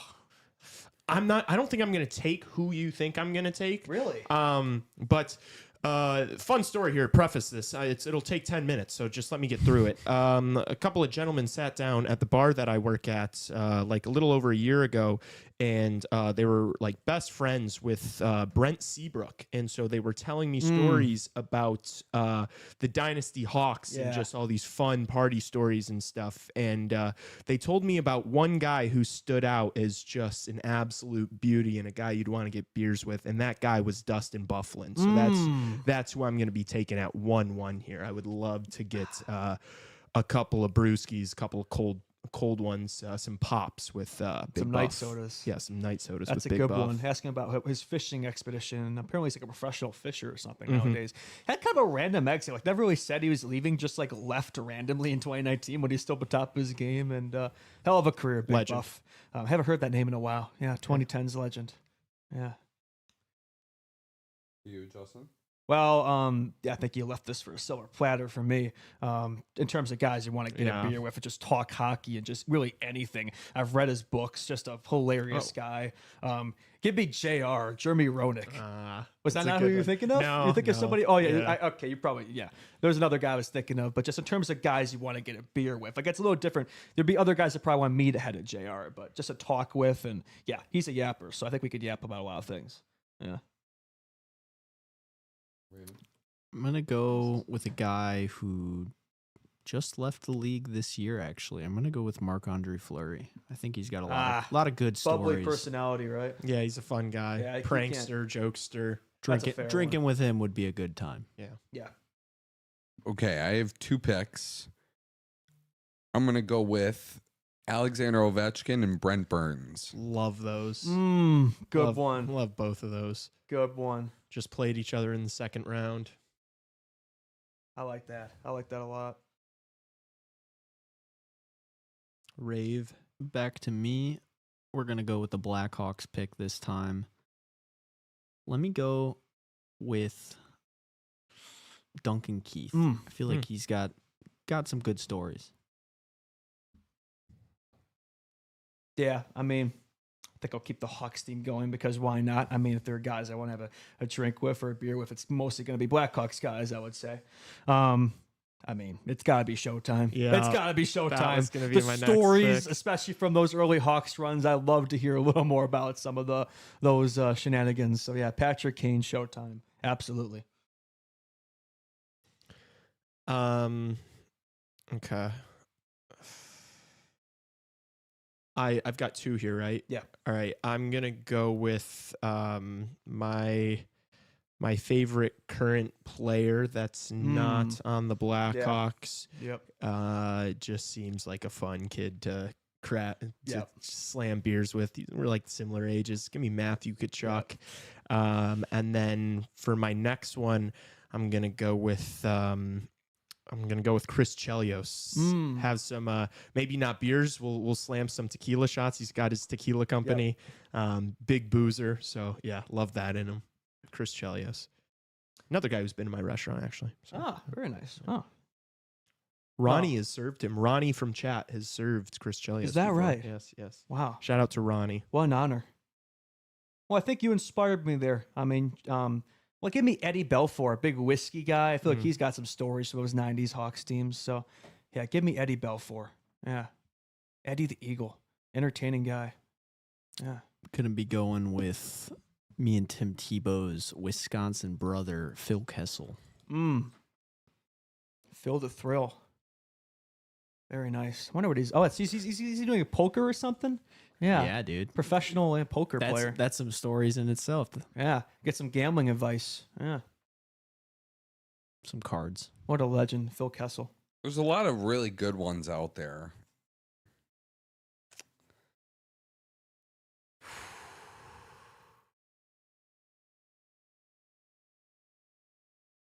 Man, there's a lot of good ones out. Like a lot of good ones out there. There's so many like small town guys that I would want to go drink with and just like see their like one bar in their town that everyone knows, and like just seeing that kind of community. That would be cool. Small town guys. Man. Big Wisconsin guy here. Yes, sir. I'm going to go with...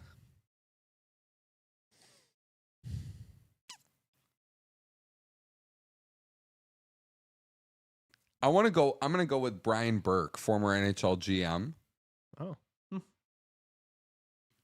feel like, I've read his book. It's awesome. One of my favorite hockey books of all time. Would love to just pick his brain. And then I'm going to go with Teemu Selanne. Oh, that guy's got some stories. I remember watching him on the Sandbaggers with JR and Spin Chicklets. He's an entertaining chap. Yeah. Finns know how to drink too, I imagine. Oh, yeah. Wasn't in Russia, like beer wasn't even considered alcohol? I mean, not Finland, but like it wasn't even considered an alcoholic drink for a while or something. Yeah. That's dope. Yeah. Just move over there.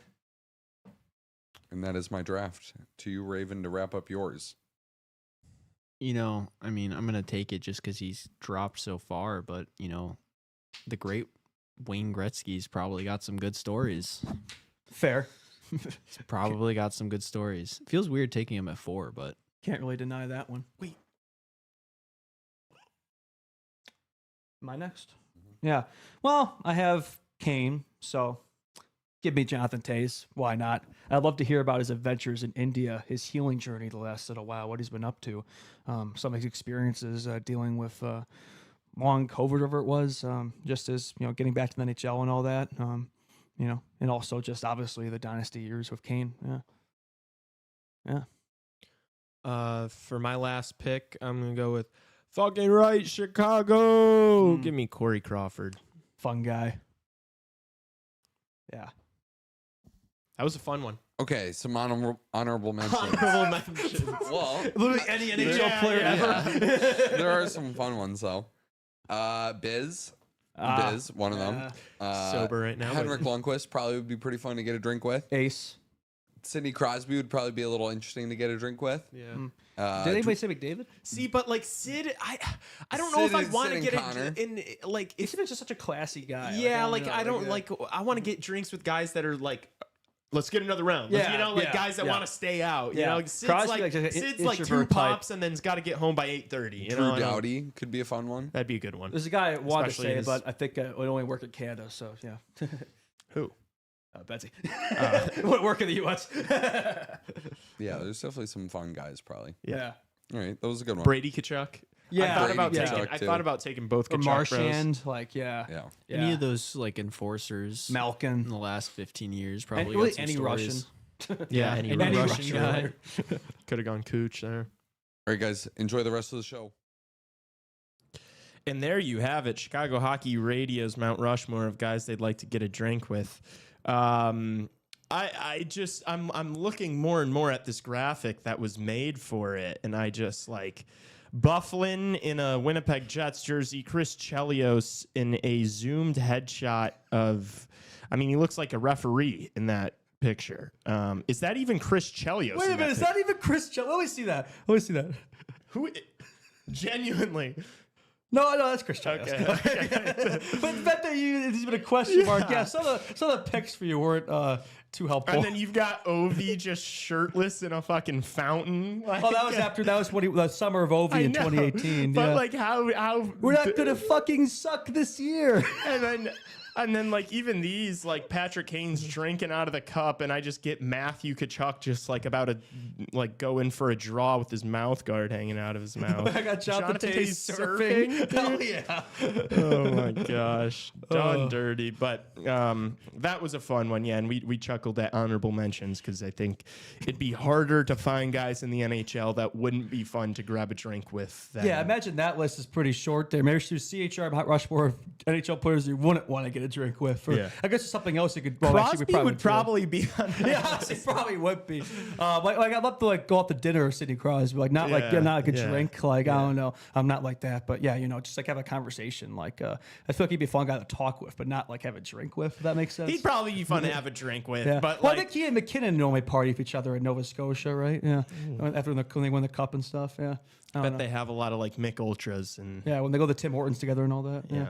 good buddies over there, McKinnon and Crosby. Actually, they would be pretty fun. I think. Did you seen that like spin chiclet sandbagger with those guys in a biz? No, that's pretty classy. That'd be it's- pretty fun. It's not like they don't have personality or they wouldn't be super fun to like hang out with. It's more so just like, who are you trying to hit the town Plus, I with? bet you a lot of these guys are a lot different off camera than on camera. That's true. I That's a good will point. give an honorable mention to Frank the Tank. That'd be another fun guy to go out and get a drink with. Yeah, we'll use our. I think I commented that. I'll let these guys use my old fakes allegedly. Well, I think Dazar's good. I think he's 21. Is he right? 21? I think so. Yeah. Betsy's not. No, Betsy's not. needs a Well, fake. I'll go to Canada. Yeah. Okay. Okay, that was CHR drinking talk. I'm so glad I finally got a win. By the way, I can't even remember the last Mount Rushmore I've won, so it feels good to win some. Yeah, hopefully I'm back in the lead now. I'm not sure. Yeah, it's pretty close. I saw the board out there. I'm now like 7 points behind. These past couple have gone poorly for me, so Yeah. not ideal. But we move. Still a few left. Yeah, that's right. Yeah. Okay, let's do a little tee up talk. Game 3 preview. Yeah, I mean it's the Stanley Cup final. After all, this is going to be what we're going to talk about. Yeah, this is basically the show this month, the Stanley Cup Final Talk. Yeah. Big game. I don't view this as a must-win for either team. Yeah, no. Yeah. Yeah, 'cause no. It's a tied series. We love so, our yeah. bit. We love our must-win bit. Yeah. This one, I just feel like this series just feels like they're just going to switch off who wins what. Like, One could argue every game is a must win. yeah. Yeah. I guess you could argue that. Something important to point out that I think I kind of want to start this discussion with is the sports book. You guys know how I feel about the this was sports book. interesting, yeah. So you wrote this note, correct? Yeah, normally so- I don't even feel the need to put odds in the notes. 'Cause I know you're going to bring them up. Like this was really interesting to me, actually. And so what's so crazy is you did this probably like what 2 hours couple ago, hours 3 ago, hours ago, yeah, it's maybe. changed, yeah. And yes, it is moved. So Justin put in the notes here, and as he mentioned, he never puts in the odds in the notes because he knows I'm going to normally bring it up, but he decided it was important enough to put in. The Panthers were minus 120 favorites a few hours ago. They are now minus 146 favorites. 26 to win game 3. So a lot of line movement there. I'd imagine that's a couple of things. It's the book maybe giving you a little wink that they're looking towards the Florida Panthers, but also a lot of money's coming in on the Panthers. So I would imagine that has to do with the line movement. But yeah, a jump that big is pretty crazy. A team that's minus 146, that's normally a spot that I look at and I'm like, I feel pretty confident about. No, you feel good. Yeah. I don't hate that at all. Yeah. So I think I'm going to be picking Florida to win game 3 here. This one's a mystery, man. It's a mystery for me. Do you feel pretty confident? I do think that I'll probably end up picking Edmonton to win game 4. But look, I think first game back home, I think some of those top dogs for Edmonton played a lot of minutes. More so, I think that it was spread out a little bit more with the Florida Panthers. I also think that it's getting hot in South Florida. the conditions in that arena might be getting. They're used to it, right? Yeah. They're used to those hot conditions, so they're used to that weather. That could be a factor at play here. The time zones. Yeah. Who acclimated better? They're used to acclimating to that Florida environment, right? Maybe those Edmonton guys are getting a little too chill down there in the South Florida area. Who knows? Yeah. You never know, but yeah, I think I like the Florida Panthers in this spot, and then I think I'll really like the Edmonton Oilers in Game 4 with their back against the wall a They're little used bit. to it, right? They're used to the climate, right? They've acclimated, so yeah, they'll be ready to go, right? After being kind of maybe a little chill in this one. I guess I yeah. was talking more ice quality than like the temperature. Okay, fair enough. That makes more sense. I got you now. But that does have an impact more than you would think. Yeah. Yeah. And then the under 6.5 minus 128. They're giving plus money to the over still. And Really? I don't know how they can afford to Are do you this. still going to go with the over again? No, or the under? Yeah. I'm gonna go with the under. You're going to again. keep picking the I'm under gonna until pick- it hits. yeah, I'm riding the under. It's got to hit it one of It's these gonna days, hit. right? And I know I'm gonna have fucking 3 of you, specifically Trevor first D, period being one was of the 5 goals 3, again. saying, "Oh, Lee, how about that under?" I know it's gonna happen, but I am going to be betting on the under again tonight. So Is that right? Yeah. Wow, I'm sure that's going to go great for you. But yeah, no, I'm excited to see what happens in this Game 3, right? Because you would think, home ice, tied series, Florida favorites. But I don't know, man. If anything, I feel like Florida's been better on the road in these playoffs. They've been good at home too. But if anything, I've been more impressed with their road games. So I kind of feel like it can't be a trap here. I mean, the Oilers, they've only lost like 3 of the last 16. They haven't lost consecutive games since games 1 and 2 against the Kings in round 1. It's just, I don't know, man. I feel like just the fact that the book is heavily favoring Florida. For me, I have the opposite approach to that, where I see that I'm like, it's almost too obvious of a pick after that game 2. Momentum's back on Florida's side, but I could see Edmonton stealing one tonight and kind of getting that momentum back in the series. But I think either way, whether it's this game or Game 4, Edmonton needs they need to do what Florida did. They need to split on the road and bring it back to Edmonton 2-2. this would be such a massive game for Edmonton to Oh, win. If they're able yeah. to win this one, then you Yeah. go into Game 4 with just like no pressure whatsoever. Because Yeah. it's like if you 'Cause you have go 2 games at home if- after that. yeah, Yeah. if you go back to Edmonton tied 2-2, you are feel feeling great about that. You perfectly feel fine about where fantastic everything about is. that. That's why when you get that home ice that you didn't have last year, that's when it's going to come into play, those final games of the series. I think that's kind of what was missing for them that Game 7 last year. They came all the way back 3-0, but the crowd, they didn't have that crowd on their side like they would this year if it got to a Game 7. So, I think if you can get a split, just win one of them. If you can win both, I think you're kind of covered there, but that's asking for a lot there. I don't know if that's going to happen, especially in this series. But yeah, just find a way, come away with one, whether that's tonight or Thursday. Once again, Lee, the 2-day break here. We're in Florida for both games 3 and 4. So my question is, why does there have to be a 2-day break between games 3 and 4? That's sort of something I look at where I don't really understand the logic there. You're already there. Like, games 1 and 2 in Edmonton were Wednesday, Friday. There's 1 day in between. We have 2 days. We have the whole weekend of rest leading up to this game 3. What's with this Tuesday, Wednesday break? It's not good, I think, for ratings. Like, genuinely, I think people lose Seriously. interest like that aren't as amped as we are. Like the about casual sport. fans, yeah. You're gonna start losing casuals when you're taking big gaps in between games like that. I get it for the travel. Like, I get it when you're going from Edmonton to yeah. Florida because that's such a large distance. You want to give these guys rest. I understand that. But when you're already there, when you're not traveling, I don't get it. Who do you think that favors more? Who's Can I that ask you favor more? Yeah, like an extra day off in Florida. Edmonton. You think it favors Edmonton more? Yeah, I think it probably, right? I would think that would favor that more because if you're coming in there and you're traveling, that's just less time that you have. Because like Florida, it's home ice, so they're kind of used to being there. So I do feel like that would probably advantage Edmonton. I don't know. I Do you guess think the opposite? the way I look at it is after the series is over, we're going to find out all this information about who's injured, who's playing through what. But as of right now, like I think that Florida is a little more dinged up than this Edmonton team. I mean, we it's obvious Matthew Tkachuk, and also the fact that people have been critical of Matthew Tkachuk, I think is hilarious to me. It's like this guy is playing at 50% of what he's capable of. Like this whole and he's still been postseason. productive. It's not like he's been He's still been detriment out contributing. there. He's Yeah. still been contributing, and he's been good enough and effective enough to where you need him in the lineup, and you're still playing him in the top 6 Yes. and on the first power People play. are critiquing him. Like, what do they want So- to do? Do they want to scratch Matthew Tkachuk and send like a absurd. final? Like, it makes no sense It's absurd to me. Yeah. But yeah, I think he's clearly dinged up. I think Sam Reinhart's dinged up. I mean, He hasn't really been himself. He hasn't been Yeah. super effective. He had a couple of really good chances in game 2 there. wasn't able to put either of them away. He still played like almost 30 minutes, I think. So, but yeah, I just feel like this Florida team's maybe a little more dinged up more than time Edmonton. off would probably favor Florida. I mean, both of them played a lot of hockey, right? Both of them were here this time last year. So I think Edmonton, they might have some guys too that we don't know about, but just it's not as obvious. So I think if anything, it's probably both teams would probably like this. They probably like having a bit of time off in between these games. Edmonton guys are probably pumped. They get another day at the beach here. Yeah, I'm sure that's what they're really focused. Well, you might be onto something there.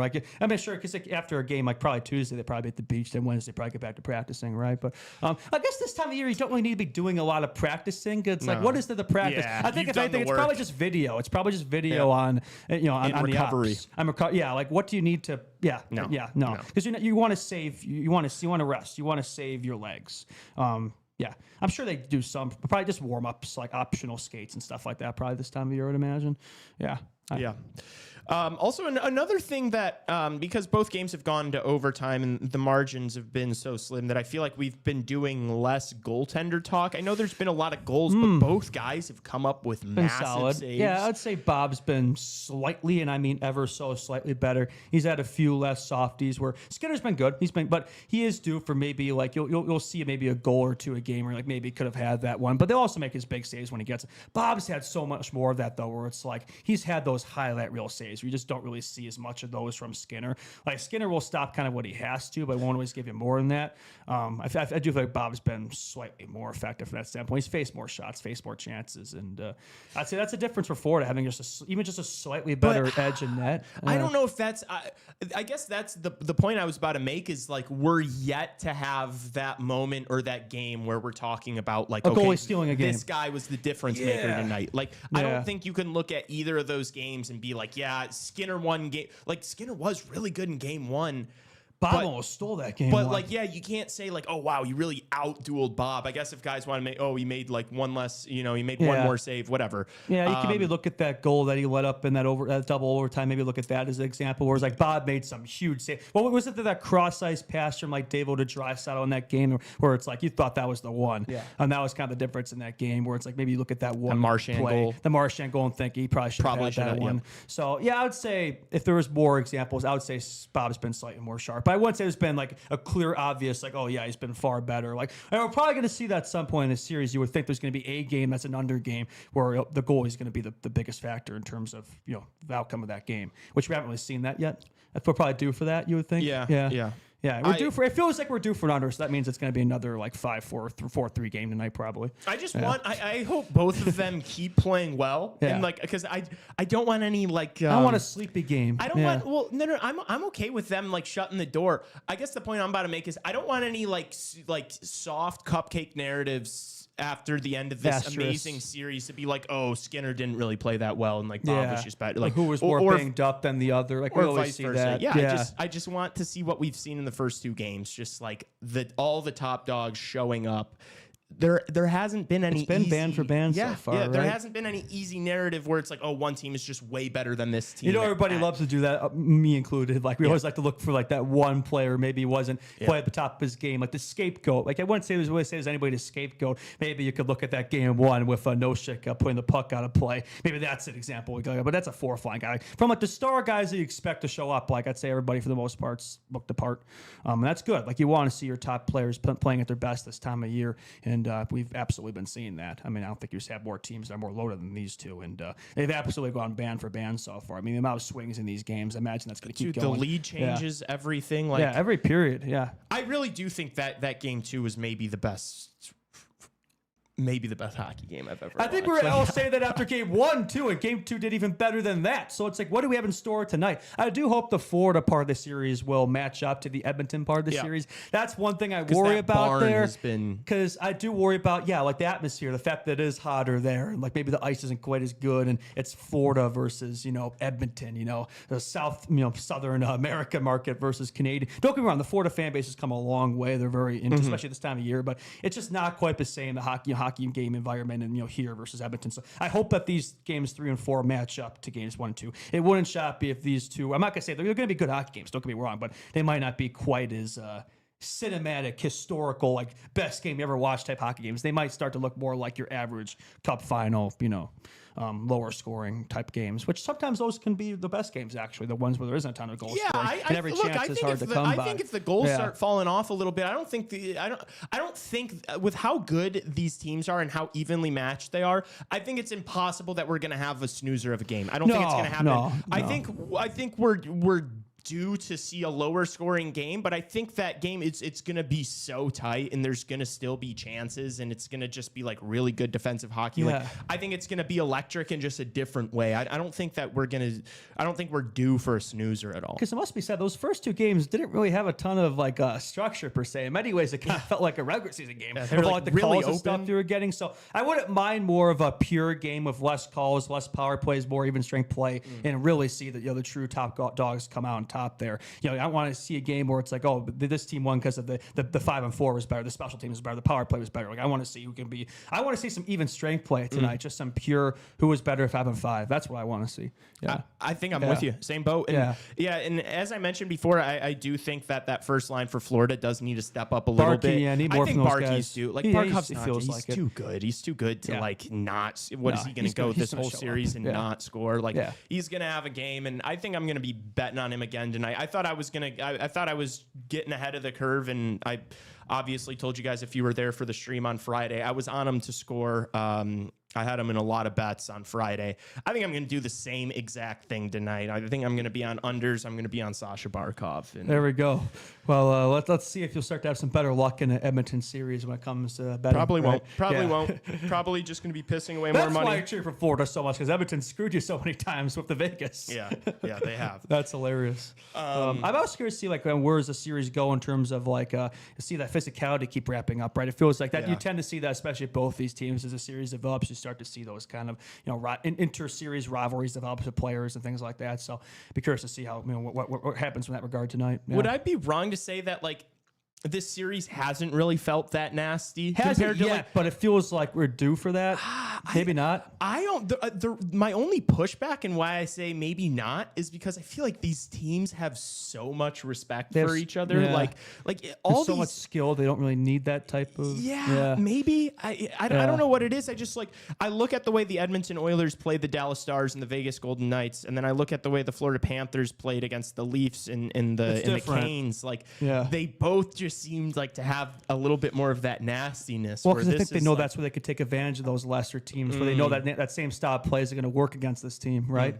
Especially if they've seen play each other before last year. So I think they both know exactly what they need to do differently in order to come out on top. If that makes sense. If they both try to play the same way, then they might not work out. If that makes sense. That's a fair point. Yeah, I don't know if that logic makes sense. I think you get what I'm trying to say. Yeah, I do. I understand that. And that might be the explanation there. It's just interesting because, and also I guess it's the Stanley Cup final. It's the highest stakes imaginable. The smallest mistakes. You don't want to be taking dumb penalties, even though there've been a lot of penalties in game 1 and 2. It hasn't been super physical, anything super egregious. There hasn't really been that play where it's there's been a lot of drama around each other. That's a fair point for sure. I think another thing I just thought of too, where it's that week-long break kind of sucked in between the conference finals and the cup, but I do think that may be a factor in regards to why these first two games have been so damn good, because they have had so much rest going into this final, where it's they've been amped up and ready to go, and they've had a week to look at tape and shit, where it's I think they have everything in their pocket right now. Even the guys who are banged up, it feels like they have a little bit of a jump in their step. So I think that's maybe been a factor in regards to why these games have been so good. Maybe that's why they're having these 2-day breaks, is to try to keep these guys fresh and ready to go. If the rest of the series is going to look like the games in 1 and 2, you are not going to see me complaining about the days, the rest, and all that. Yeah, because if that's what it leads to, fair enough. If the that's extra a fair trade-off.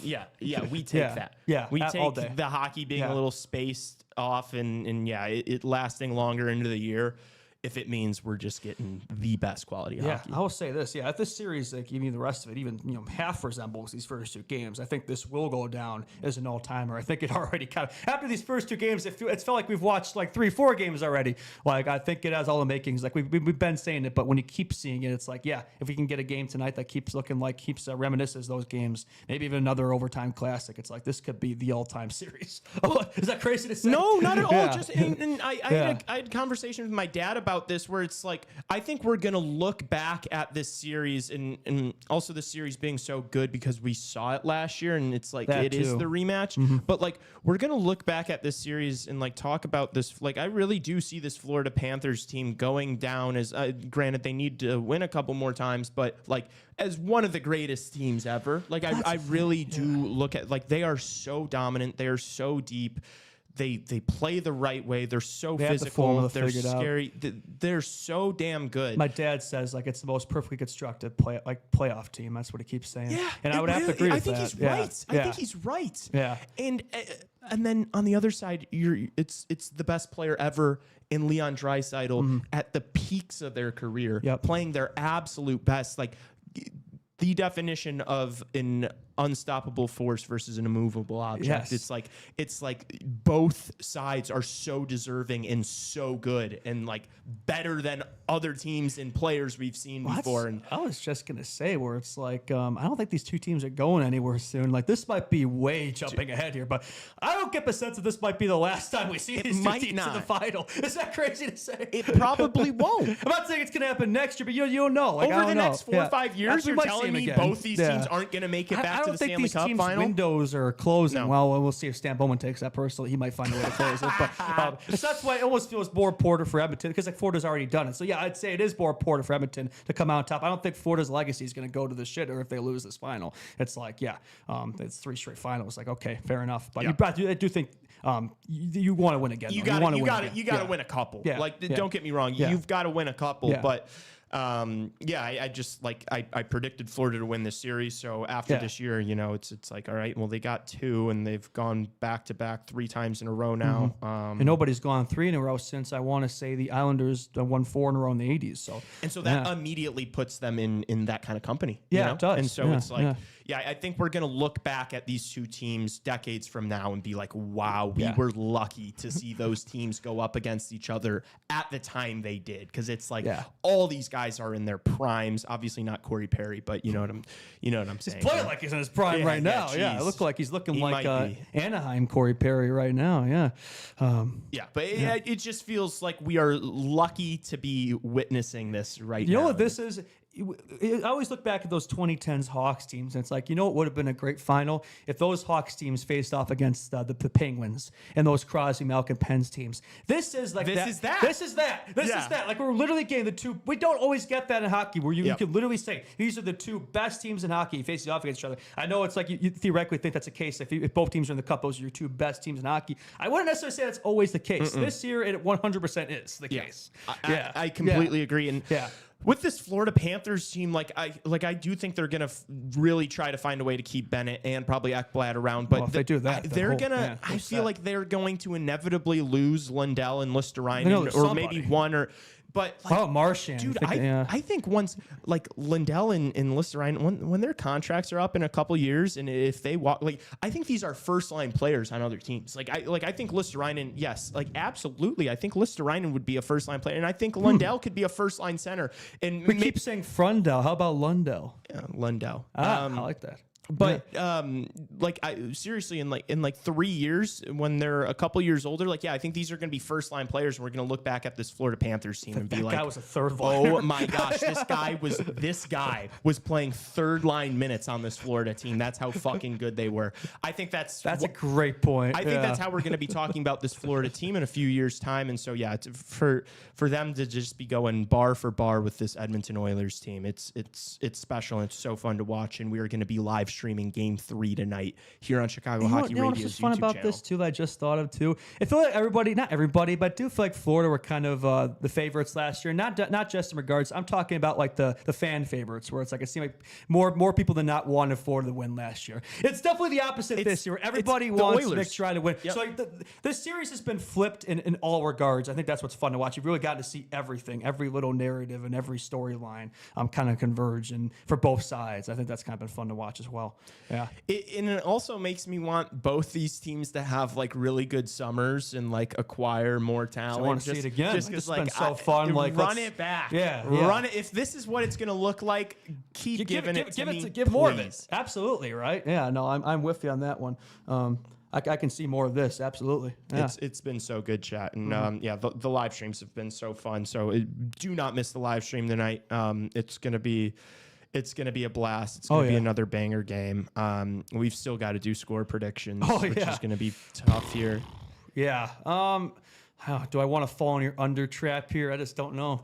Yeah, don't let me bait you. It's over. It's overs. It's all been overs. There's going to be 5 goals in the first period. Don't follow me into this decrepit, degenerate fucking under talk. All right. Yeah, I guess I'll go for what is it? 5.5, 6.5? What is it? 6.5. It's still 6. Yeah, I guess that makes sense the way the first 2 games have gone. Yeah, I will say. Dang, I have a hard time with this one. Yeah, I'm going to go with Edmonton because it feels like everybody's picking Florida, so I'm going to go with Edmonton. I'm going to be the different guy. I will say Edmonton wins a score of... This one will not go to overtime. We're not going to see 3 straight overtimes. Now we will. Probably. We'll see. I will say 5-3. 5-3 Edmonton. 5-3 Edmonton. 5-3 Edmonton. That's not a confident prediction, but it's a prediction. I'm going to go 4-2 Cats. 4-2 Cats. Well, that wouldn't be the... Oh, wait, because you're taking the under. That's right. I forgot. Yes. Yeah. Okay. Yes. Yeah. I'm going to be on the under. 4-2 Cats. That's going to be my main play. Okay. I probably am not going to be really taking Florida money line unless I put it in a parlay. But yeah, I'm going to be on the under again. So if you want to ride with me or if you want to fade me and then come into chat and make fun of me for continuing to pick the under in a series where both teams have insane offensive firepower, you can do that tonight on the stream, and it'll be a lot of fun, except I'll yell at you, and so you can't get defensive when I yell at you because I'm telling you about it now. So, all right. Sounds like a play. Yeah. I'm pumped. Can't wait. Anything else? Any other comments about this game, this series? Well, we've been doing a little bit of PWHL talk lately, and I do think it's worth mentioning. I don't think we brought this up in the news and notes, but the PWHL expansion draft is tonight for those new Vancouver Seattle teams, so that should be fun to watch there. Yeah, I don't know if I'll be watching. I think I'll be watching the cup, but maybe not the best scheduling there. Yeah, I don't know unless it's taking place at a different time. I couldn't tell you, but are they doing it at fucking 2:00 Central? No idea. All it is the notes. I didn't put that in the notes. But yeah, PWHL for all the PWHL fans. That the expansion draft is happening tonight. So good stuff. Good to see that league team to grow, and hopefully Chicago will be a part of it one day. Yeah, hopefully. Yeah, in that new Fifth Third Arena. That's right, the Champions Arena, right? Yeah, exactly. Yeah. We could always take more hockey here in Chicago. Yes, always. Yeah. Okay. All right. I think that'll do it. Thank you guys so much for tuning in today. I hope you enjoyed the show. We will see you tonight on the stream for Game 3 of the Stanley Cup Final. Don't miss it. It's going to be absolutely electricity. Me and Justin are going to be there freaking out as usual. The boys. Okay, can't wait to see what reaction we get on this game, too. Both of them have been electric with the dry side on March. I want more overtime. I want more overtime. I want more of those authentic real-time reactions there. So we'll see what keeps happening there. Anyway, you can finish your closing statement there. Subscribe to the YouTube channel and hit that notification bell because then you'll know exactly when we go live tonight. And follow us on Instagram at Chicago Hockey Radio. And for all of those that listen on Apple Podcasts and Spotify, give us a 5-star rating and review. We appreciate you guys. We will see you tonight. Be there, be locked in, be ready because we're going to be. Thank you so much. We'll see you in a little bit. Rah!